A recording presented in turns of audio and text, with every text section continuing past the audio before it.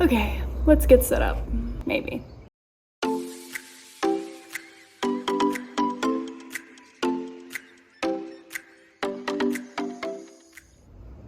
All right, so this is probably easily gonna be the worst video I've ever made in terms of quality because I have the window open because it's so hot, the dishwasher is running, the lighting's just not great, whatever.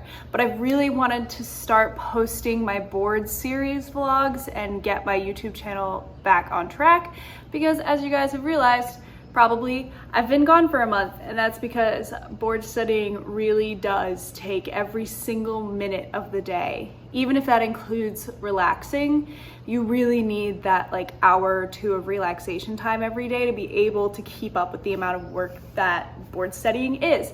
And so I don't have all my board's resources with me right now because I've already taken COMLEX at the point that this video is filmed, but I wanted to really quickly go through my board's resources. Big truck. That way I can finally start posting these boards videos. And I guess I could do it afterward as well, but I think it'll give you guys a little bit more context in the videos of me studying if you know like what I'm using to study. So with all of that being said, as you guys know, I'm a DO student, so I have to take COMLEX level 1 in order to graduate, and then you can opt to take USMLE step 1. Puppy. I have opted to take both level 1 and USMLE step 1 because I want to make sure that I'm not locking myself out of any residencies that really want to see that step 1 score. And so my resources are kind of based around both of those. Now, quick little disclaimer, and this is going to be super short, so don't leave. Nobody necessarily needs to take my schedule and apply it exactly to them because the school that I go to has certain requirements for your board studying period that an MD school probably wouldn't need. So I'm just gonna say that you can use mine for inspiration, but with any board studying schedule / plan, don't take it as your template. You really need to design something that's gonna work for you. And so moving on to the design component, grab my computer, I decided to purchase CRAMFIGHTER. So CRAMFIGHTER is basically a website service where you can put in all the different resources that you would like to use and your time frame, any vacation days or catch-up days that you need, and it will organize your schedule so that you have a list of things that you need to do every day. And it just kind of takes this whole 2-month period that you don't really know what to do with and sets it up in a way that's easier to understand. It is a paid service, so this is something you can do on your own, but I know for myself, if I have 2 months to study for something, I'm not gonna get anything done, especially in the first month, and with something like this, I was not willing to jeopardize that. So I encourage you guys, if you're interested in CRAMFIGHTER, to just try it out for yourself and play around with it. I believe there's a free trial, but you can maybe see on my screen here, and if not, I'll pop up a little screen recording thing, but my month is organized into different topics, and so I have chosen all of my resources, which we will get into in a second, and the order in which I would like to review things. For example, I put biochemistry last because I want to be really fresh on biochemistry because I know I'm pretty bad at it. So yeah, CRAMFIGHTER is the first resource that I'm using. And honestly, I'm a huge fan of it. I think it was super useful for me. Again, probably a little expensive if this is something you think that you can do on your own, but my brain just does not work that way. I don't have a very organizational brain despite what it looks like on my YouTube channel, because you do have to be somewhat organizationally minded in order to excel in medical school, but to the level at which these board exams require, I wasn't really confident in my ability to do all of that. So I used CRAMFIGHTER, highly recommend it. I think I have a referral code that I'll put in the description. It's something that every student gets when they sign up, so you can like tell your friends if you recommend it. And again, you don't need to use that, but if you want to, you get a certain percentage off. Okay, so moving on to question banks. I'm using a couple of different question banks. And so I'm gonna go back to the beginning. I had been using UWorld up until my dedicated study time. And then at the dedicated study time mark, I finished all of UWorld in a first pass. I killed it. I reset it, and I'm working through my second pass of UWorld during my board study period. I've heard mixed reviews on whether or not it's better to do a second pass of UWorld or to try some other question bank.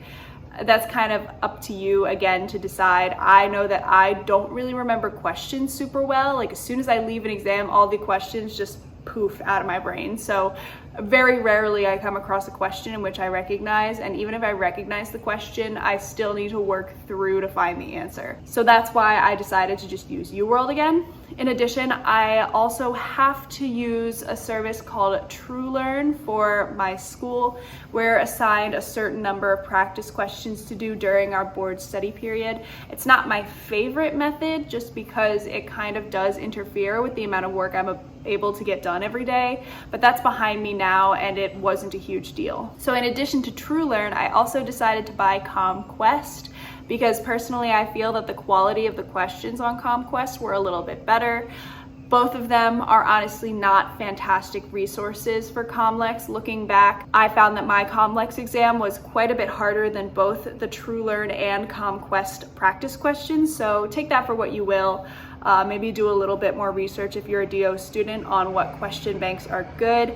I picked ComQuest based on that research, and based on my personal experience, I wish I had picked something different, but maybe there just isn't a resource out there that's perfect for COMLEX. I don't know. I have a certain number of questions assigned to me every day on CRAMFIGHTER. The ComQuest and TrueLearn questions are now no longer something that I'm doing every day because, as I said, I've taken COMLEX already, but I do have UWorld questions every day. I've also purchased, I will have purchased once I'm done, all 6 of the NBME practice exams, and I did purchase one COMSE, which is like the equivalent practice exam that's offered by the DO system. So yeah, I will have taken one COMSE practice exam and 6 NBME practice exams by the time this is over, in addition to the NBME Free 120, which I have already taken once and I'm going to take again closer to my exam. All right, in terms of the online/book resources that I'm using, and this is kind of like the final category,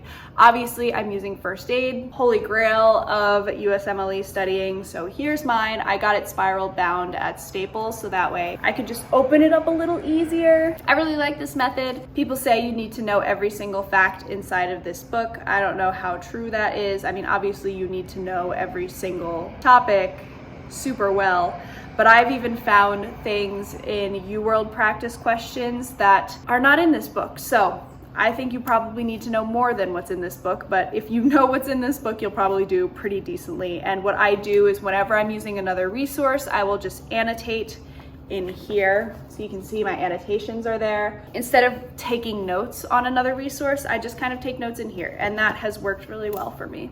So those resources that I do use while I'm taking notes are Boards and Beyond, Pathoma, and I'm using Sketchy Micro and Sketchy Farm. Those are basically it for me, other than the occasional Dirty Medicine video. I really want to watch the Dirty Medicine biochemistry videos. I've already watched the Sketchy Biochem videos, and honestly, I didn't really jive with them super well. I thought they were useful just because my brain works really well with imagery, but I'm not going to repeat them in my board studying. I had just used them at the beginning of my board studying, and so I don't think they're worth repeating, so I'm going to go for Dirty Medicine at the end of my board studying. I decided not to use Sketchy Path. Again, I'm not really a fan of Sketchy Path.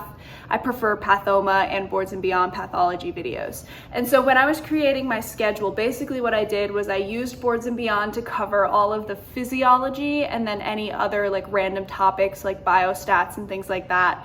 And then I removed in the Boards and Beyond section any pathology lectures because I wanted to use entirely Pathoma, and I didn't really have time to overlap a lot of those. Some people do, but just based on my schedule and based on the requirements from my school, I didn't really have that kind of time. So Pathoma I'm using for all of pathology. I will have completed this entire book by the time that it's over. This is the one exception. I don't annotate my pathology into First Aid just because this already goes along so well with the videos from Pathoma. And it was kind of hard to find the Pathoma topics in First Aid Boards and Beyond lectures actually list the different first aid editions and what pages the material from that Boards and Beyond lecture is on. So that's super easy to annotate into my first aid book. Pathoma, it's just a little bit easier to use the book that they have already given you. One more thing I forgot to mention is that my primary OMM resources in terms of actual material and not practice questions were Savarese, the 3rd edition, the teal one, and also Dirty Medicine COMLEX series is gold. But for me, I kind of remember OMM pretty well. That information just kind of stuck in my brain, so I didn't find that I struggled with it at all during my studying or on the test, but I highly recommend those 2 things. And yeah, that's basically it. So this video is kind of quick and dirty, but there's really tons of other videos on the internet about what resources are best to use and how you should decide what resources you want to use. So I just kind of wanted to share, again, to give some context. Maybe you guys found this when you're preparing your board studying and you want to watch my board series.